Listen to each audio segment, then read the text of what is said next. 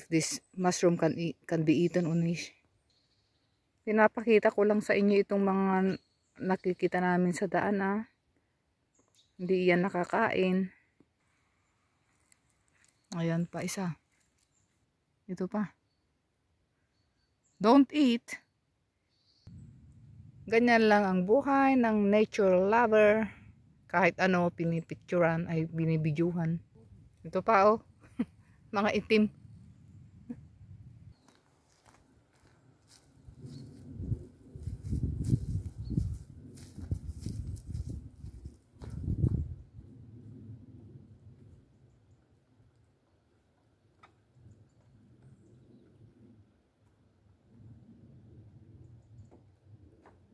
Yes, big here.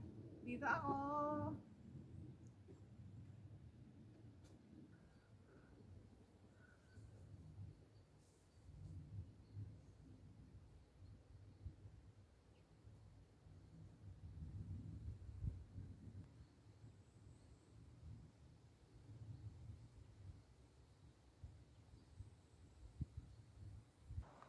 Two 2007 pa yata ginawa itong ano na to dito.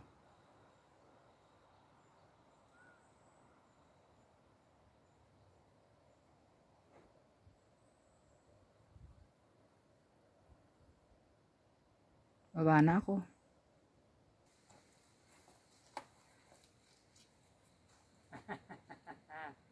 Hello. Hello. Okay.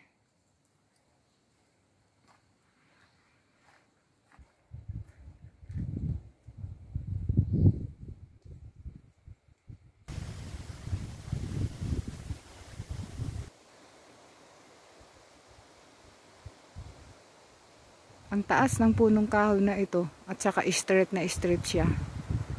Lakas ng hangin doon sa taas.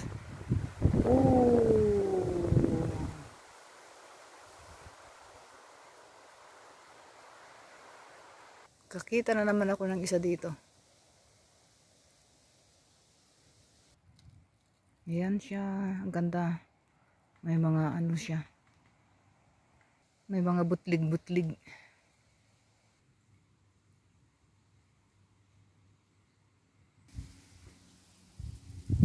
Ayan, nakakita ako, nakakain yan.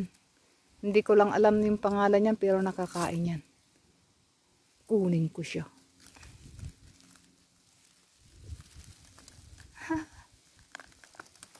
Ayan.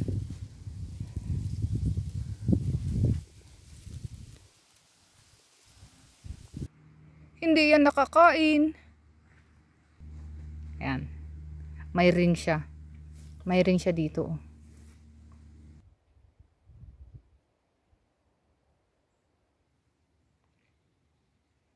Yan, kulay dilaw. Ang ganda ng pagkadilaw. Yeah. Okay.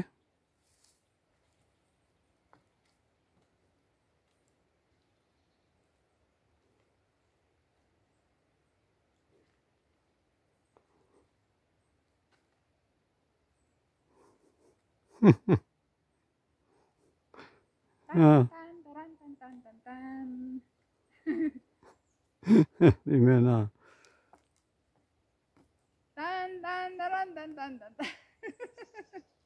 Hello guys.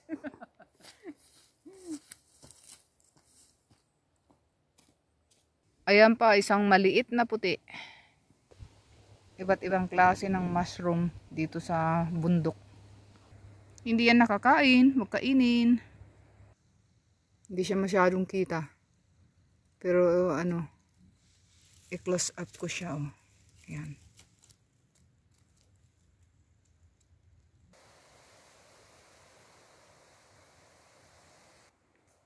Minsan sa lakas ng hangin dito sa itaas, sa tuktok ng bundok.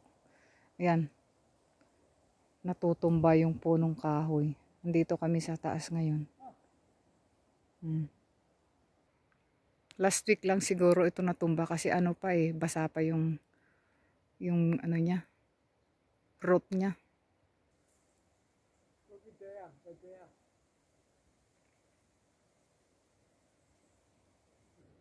Yan, cute niya, oh. Maliliit. Ang cute niya. Yan sila kay mag-ano daw siya ng sa taas. Ay, tawag yan. yung mga stone. Oh. Ah, natumba na. Bilis. Ah, thank you. Nordos.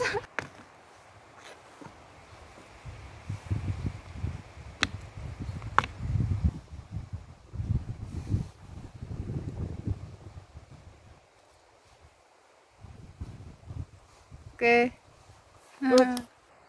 Bumaliktad na. Ayan, nasira na. Yan ang parasol, matatanda na. Hindi na pwedeng kainin. Hindi ko alam kung makakain ito.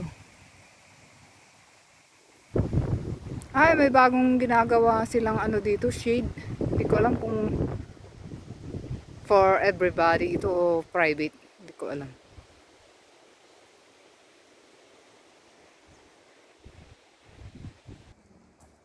Yung mga nag-hiking din, kagaya namin. Ayan guys, yung nakuha naming mushroom. Uwi na raw kami, mahangin na dito sa taas. Ayan. Magpapaalam na ako. Sa susunod ulit. Please, don't forget to like and subscribe my video. Thank you. God bless us all. Bye bye.